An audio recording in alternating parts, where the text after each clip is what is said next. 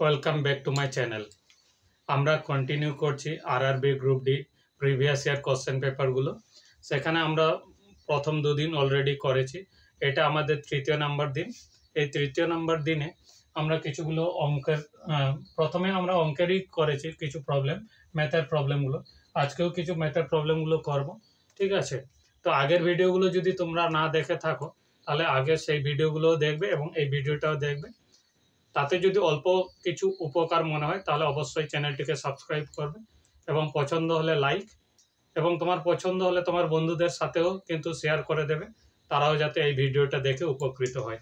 ঠিক আছে, চলো তাহলে আজকের ভিডিওটা শুরু করা যাক, অর্থাৎ আজকের প্রবলেমগুলো আমরা সলভ করি, তাই না? আজকে প্রথম কোশ্চেনটা নিয়েছি কত, 1 নম্বরের, যেটা আমরা সলভ করছি 9/9/2022 কোশ্চেন। ঠিক আছে, এখানে বলতে চাইছে কি দেখো, বলছে 100টি আপেলের মোট মূল্য 700 টাকা, সেগুলি 96 টাকা ডজন দরে বিক্রি করা হলে লাভের শতকরা হার কত? অর্থাৎ কি বলতে চাইছে দেখো, বলছে কত 100টি আপেল কত টাকায় কিনেছে, 700 টাকাতে, তাই না? কত টাকায় কেনা হয়েছে, 700 টাকা। তাহলে একটি আপেল কেনা হবে কততে, 700 ভাজিত কত হবে 100, তাই না? এত টাকা, তাহলে কত আমরা পাবো 7 টাকাতে, অর্থাৎ কত, একটি আপেলের ক্রয় মূল্য কত, 7 টাকা। এবার তারপরে বলে দেওয়া আছে কত, 96টি ডজন দরে বিক্রি হয়েছে। ডজন দর মানে কত, যে 12টি বিক্রয়, এখানের ক্ষেত্রে বিক্রয়ের ক্ষেত্রে এটা হয়েছে, তাই না? এটা হচ্ছে ক্রয়ের ক্ষেত্রে, অর্থাৎ কেনার সময় বলছে 12টি ডজন, এক ডজন বলতে কত, 12টি, তাহলে 12টি বিক্রি হয়েছে কত দিয়ে, 96 টাকা দিয়ে। কত দিয়ে হয়েছে, 96 টাকা দিয়ে, তাই না? 96 টাকাতে আমাদের বিক্রি হয়েছে। তাহলে একটি বিক্রি হবে কত দিয়ে দেখো, তাহলে 96কে আমরা ভাগ করব কত দিয়ে, 12, 12 আসছে কত, 96, তাহলে কত টাকা দিয়ে বিক্রি হচ্ছে, 8 টাকা। তাহলে আমরা টোটাল কিনেছিলাম কতগুলো আপেল, 100টা, তাহলে এখানে 100টি আপেলের বিক্রয় মূল্য কত হবে, তাহলে 100 ইন্টু কত, 8 সমান কত হচ্ছে, 800 টাকা, তাই না? কত পাচ্ছি তাহলে, 800 টাকা। তাহলে আমরা ক্রয় মূল্য, 100টি আপেল ক্রয় মূল্য কত হবে, 700, আর এখানে বিক্রয় মূল্য কত হবে, 800, তাহলে আমাদের লাভ হচ্ছে, তাই না? এখানে লাভ কত হচ্ছে, যে 800 থেকে আমরা কত, ক্রয় মূল্য অর্থাৎ 700কে বাদ দেব, তাহলে আমার হচ্ছে লাভ কত, 100 টাকা, তাই না? 100 টাকা লাভ হচ্ছে। আমাদের বলে দেওয়া আছে লাভের শতকরা হার কত, মানে 100তে লাভ কত হবে। তাহলে আমাদের 100 টাকা লাভ হয়েছে কার জন্য, 100 টাকা লাভ হচ্ছে 700 টাকা আমরা ইনভেস্টমেন্ট করেছিলাম বলে, তাই না? বলছে শতকরা লাভ, মানে 100তে কত লাভ হবে, কততে, 100তে কত লাভ হবে। এবার 0 0 এখানে 0 0 কাটলাম, সমান কত হচ্ছে, 100 ভাজিত কত, 7। এবার 100কে যদি আমি ভাগ করি 7 দিয়ে, তাহলে কত হবে, 7 একে 7, তাই না? 10 থেকে 7 গেল, থাকছে 3, মানে 30, 7 4 কত, 28, 29, 30, তার মানে সেটা 2 ভাগশেষ থাকবে এটা, অর্থাৎ কত, 14/2/7, এটা কত হবে, শতকরা, অর্থাৎ পার্সেন্টেজ, 100তে লাভ হবে কত, 14/2/7। তাহলে আমাদের অপশন কোনটা ঠিক হবে, অপশন ডি হবে কারেক্ট অ্যান্সার। ঠিক আছে, এর পরের কোশ্চেন তাহলে করে নেব। এর পরের কোশ্চেনটা আমরা করে নেব। এর পরের কোশ্চেনটাতে কি বলতে চাইছে দেখো, বলে দেওয়া আছে এখানে 3.7 এর হোল কিউব মাইনাস কত, 3 ইন্টু 3.7 এর স্কোয়ার ইন্টু কত, 0.7 প্লাস 3 ইন্টু 3.7 ইন্টু 0.7 এর হোল স্কোয়ার মাইনাস 0.7 এর কিউব, তাই না? এটা যদি ভালো করে যদি নজর করা যায় তাহলে অ্যাকচুয়ালি কিন্তু এখানে একটা সূত্র দেওয়া আছে। এখানে কি সূত্রটা, এইভাবে আমরা জানতাম a cube minus 3a square b plus কত হবে, 3ab স্কোয়ার মাইনাস কত হবে, b কিউব, তাই না? এটা অ্যাকচুয়ালি কার সূত্র বলতো, এটার সূত্রটা হচ্ছে কত, a মাইনাস b এর কত, হোল কিউবের সূত্র, তাই না? এখানে যদি দেখো তাহলে এখানে a বলতে কত, দেখো a-টাকে আমরা এটাকে ধরে নিতে পারি কত, 3.7, এবং a স্কোয়ার বলতে কত, দেখো 3.7 এর স্কোয়ার আছে, আবার b কে আমরা কি ধরে নিতে পারি, 0.7 এর কিউব, 0.7টাকে ধরলে তাহলে এখানে দেখো এই জায়গাটাতে কত হবে, 3 ইন্টু a বলতে কত, 3.7, এবার বি বলতে কত 0.7 এর স্কয়ার, তাই না? তার মানে জাস্ট এই ফর্মুলাতে এ বলতে আমাদের এখানে কত দেওয়া আছে, অর্থাৎ এ বলতে কোনটা এই অংশটা, তাই না? আর বি বলতে কোনটা, এটাকে ধরে নিলে আমার কিন্তু এই ফর্মুলাতে কিন্তু পড়ে যাবে প্রবলেমটা, তাই না? তাহলে এটার ফর্মুলা এই ফর্মুলাতে দেওয়া আছে, তাহলে আমার এটা কিসের সূত্র আছে 1a - b এর হোল কিউব। তাহলে এ বলতে আমরা কত নেব এটার থেকে, তাহলে কত হবে এ মানে হচ্ছে 3.7 এটা, মাইনাস বি বলতে কত 0.7 এর কত হবে হোল কিউব হবে, এখানে হোল কিউব, তাই না?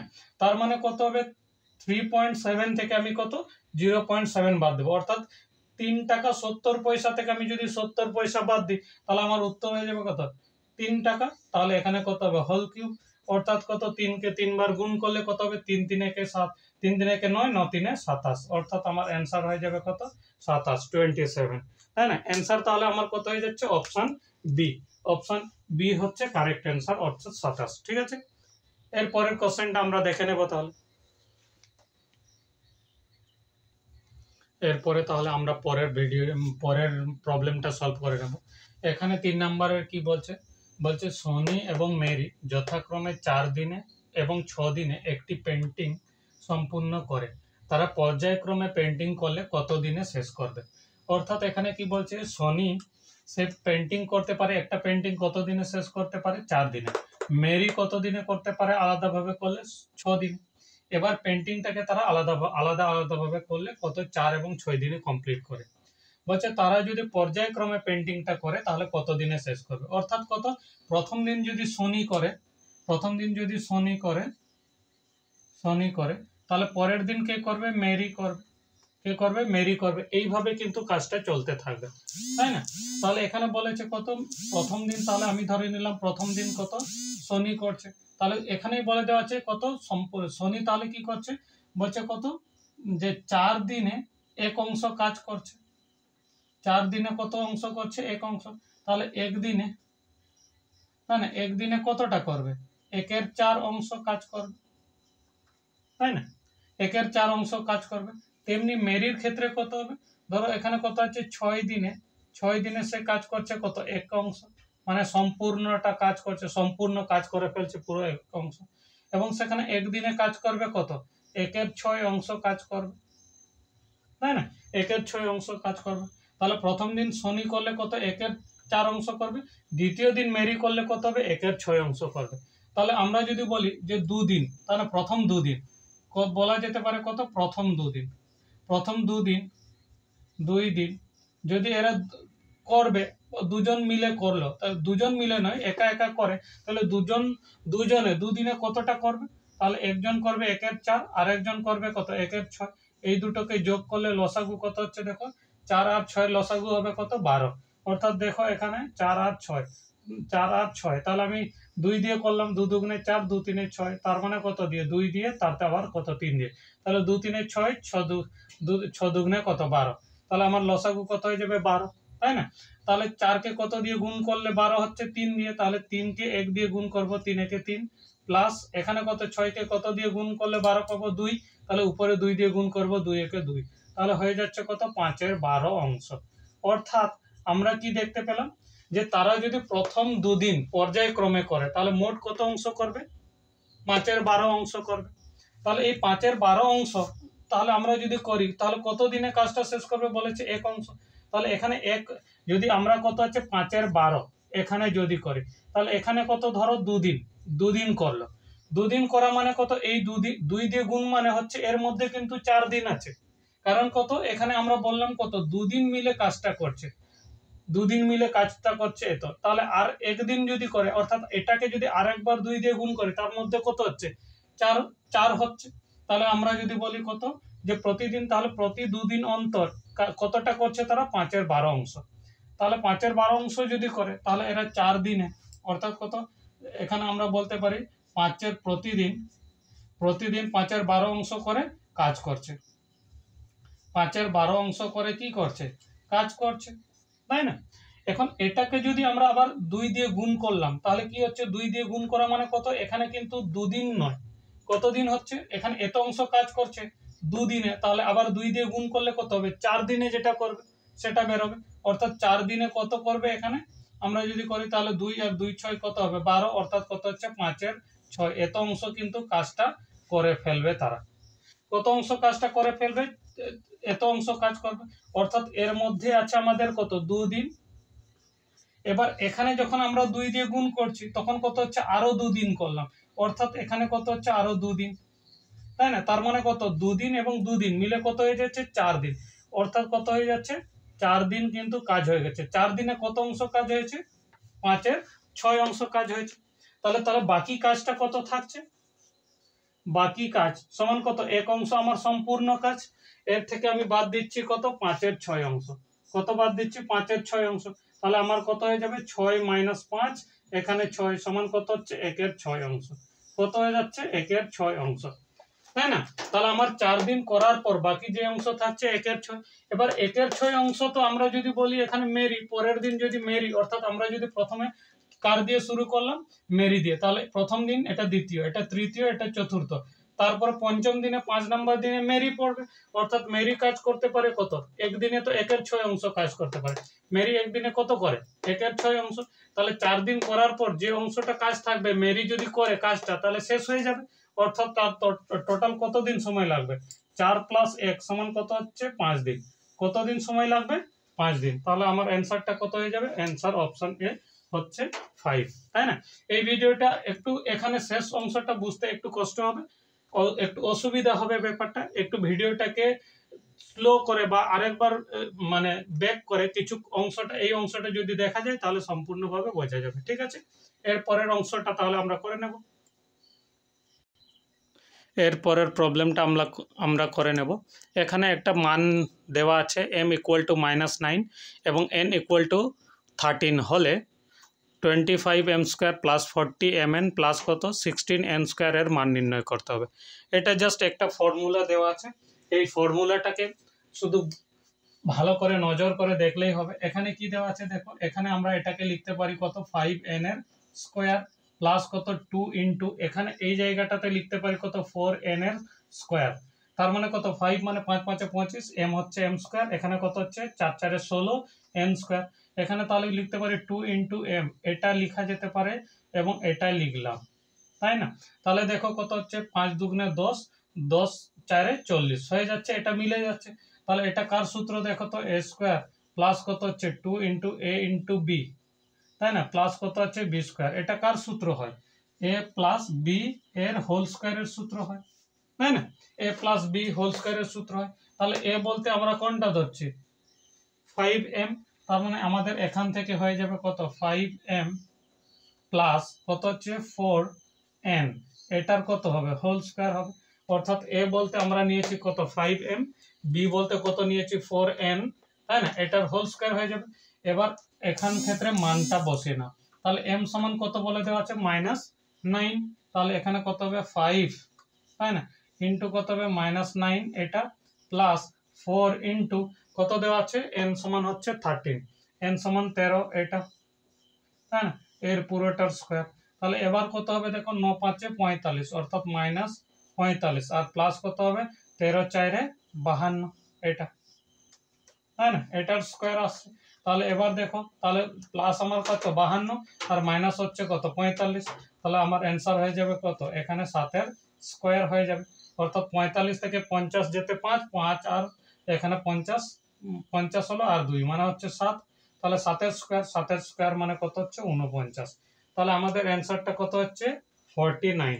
তাহলে আমাদের অ্যান্সারটা হয়ে যাবে কত? অপশন বি 49, তাই না? এর পরের কোশ্চেনটা আমরা করে নেব। এর পরের কোশ্চেনটা করে নেব 5 নম্বরের। এখানে বলতে চাইছে কি? বলছে এ এবং বি এর বর্তমান বয়সের অনুপাত কত? 7:3। এ এর 4 বছর আগের বয়সের সঙ্গে বি এর 4 বছর বয়সের অনুপাত হচ্ছে 2:1।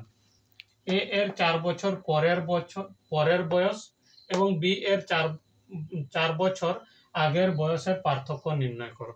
এখানে 4 বছর আগের বয়স পার্থক্য নির্ণয় করতে হবে। ধরো আমরা এখানে ধরলাম কত এখানে ধরে নিলাম কত এ এ এবং বি, তাই না?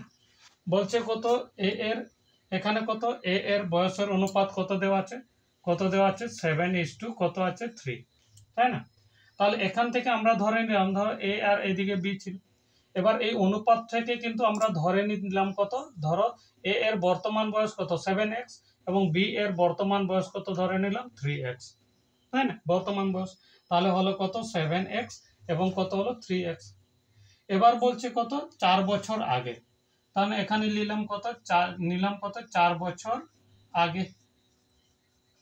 তাহলে 4 বছর আগে কত হবে, এ এর 4 বছর কমে যাবে, এর বয়স থেকে কত 4 বছর কম, অর্থাৎ কত হবে 7x মাইনাস কত হবে 4, এটা। আর এটার ক্ষেত্রে বির ক্ষেত্রে কত 4 বছর আগে কত হবে 3x মাইনাস কত হবে 3x মাইনাস কত হবে 4, এটা হবে কত বি এর 4 বছর আগের বয়স।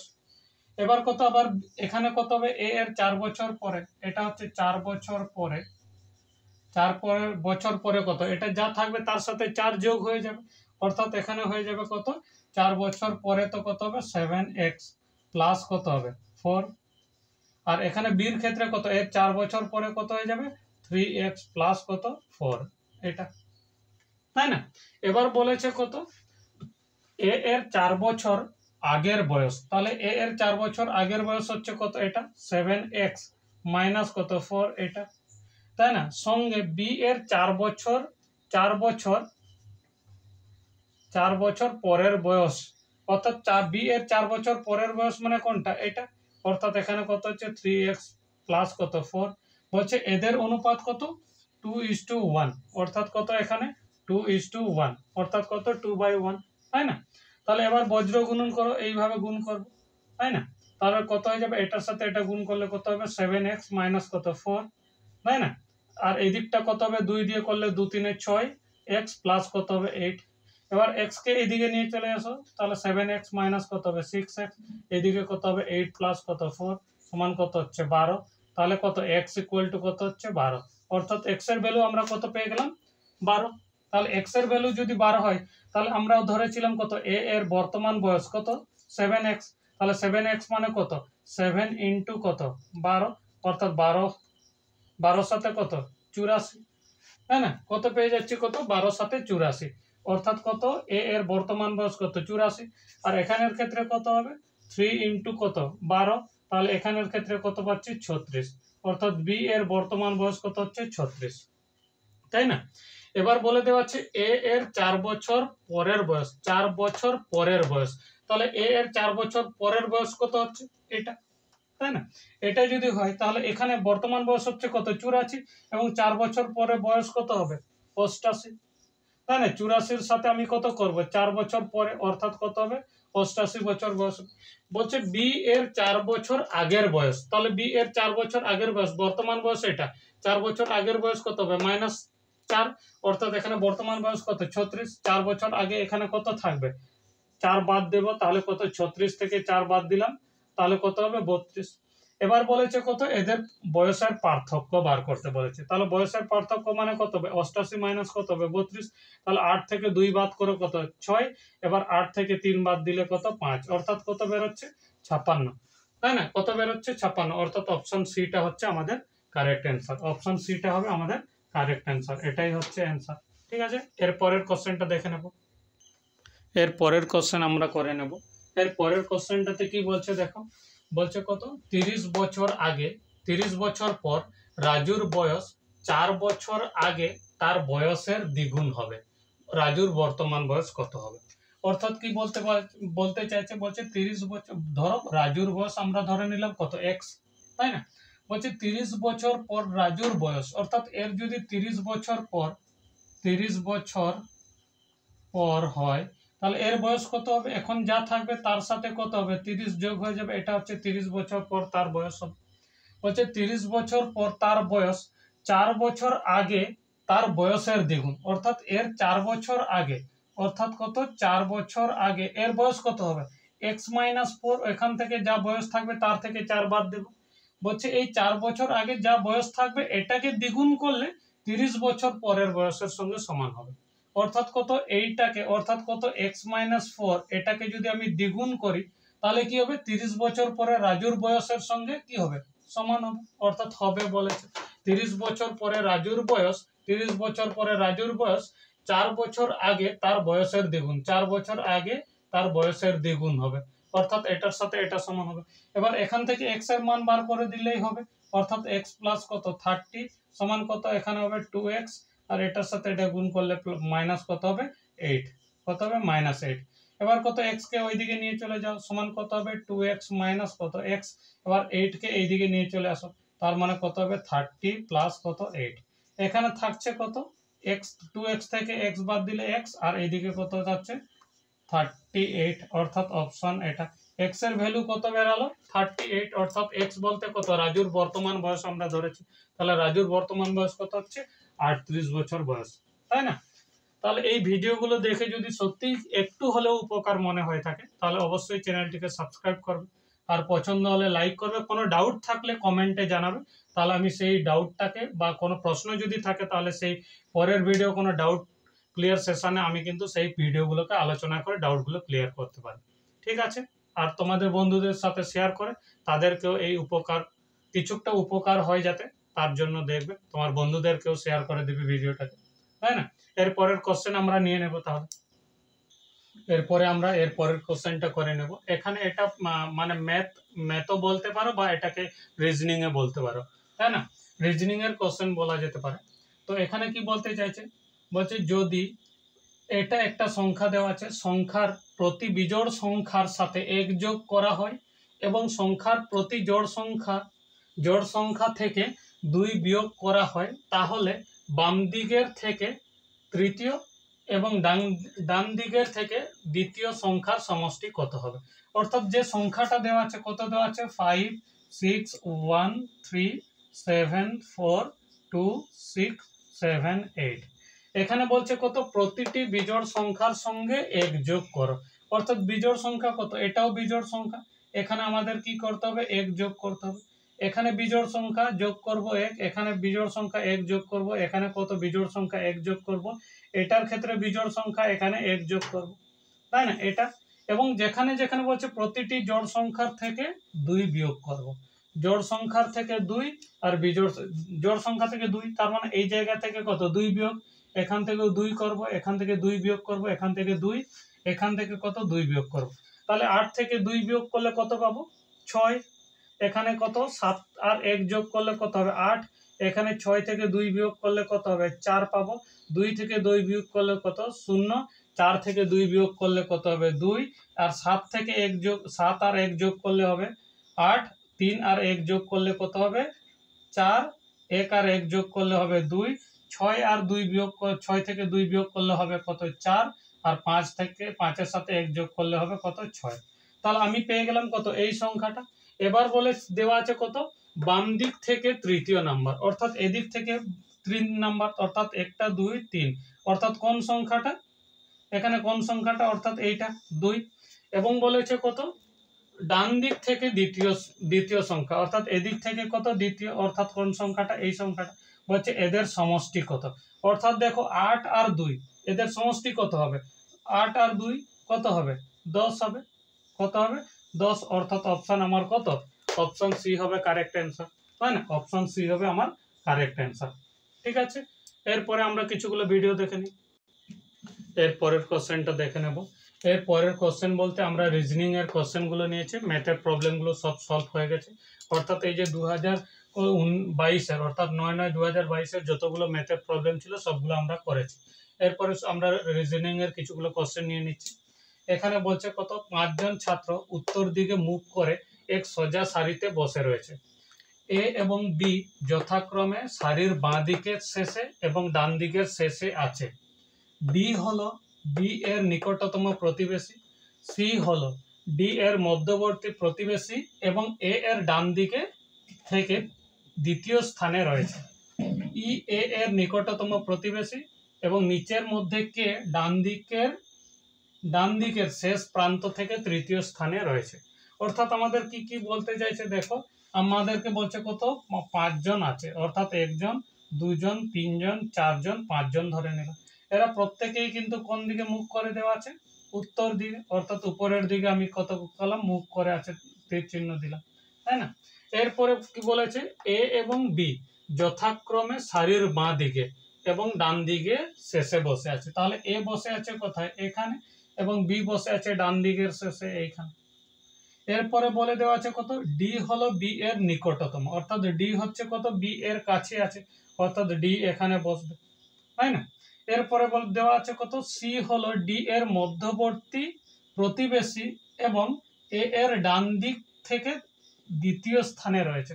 অর্থাৎ সি কোথায় বলছে, সি বসেছে কত, এই ডি এর মধ্যবর্তী, অর্থাৎ মাঝখানে, এবং কার কার মাঝখানে বলেছে, দেখো বলেছে কত, সি হলো ডি এর মধ্যবর্তী প্রতিবেশী এবং কত, এ এর ডান দিক থেকে দ্বিতীয় স্থানে রয়েছে। অর্থাৎ কত হবে, এখানে ডান দিক থেকে প্রথম স্থান, এ এর ডান দিক এখানে হচ্ছে প্রথম, এটা হচ্ছে দ্বিতীয়, অর্থাৎ দ্বিতীয় স্থানে রয়েছে কোথায়, সি এইখানে, অর্থাৎ ডি এর মধ্যবর্তী এবং কত, মধ্যবর্তী প্রতিবেশী এবং এ এর ডান দিক থেকে দ্বিতীয় নম্বর স্থানে আছে।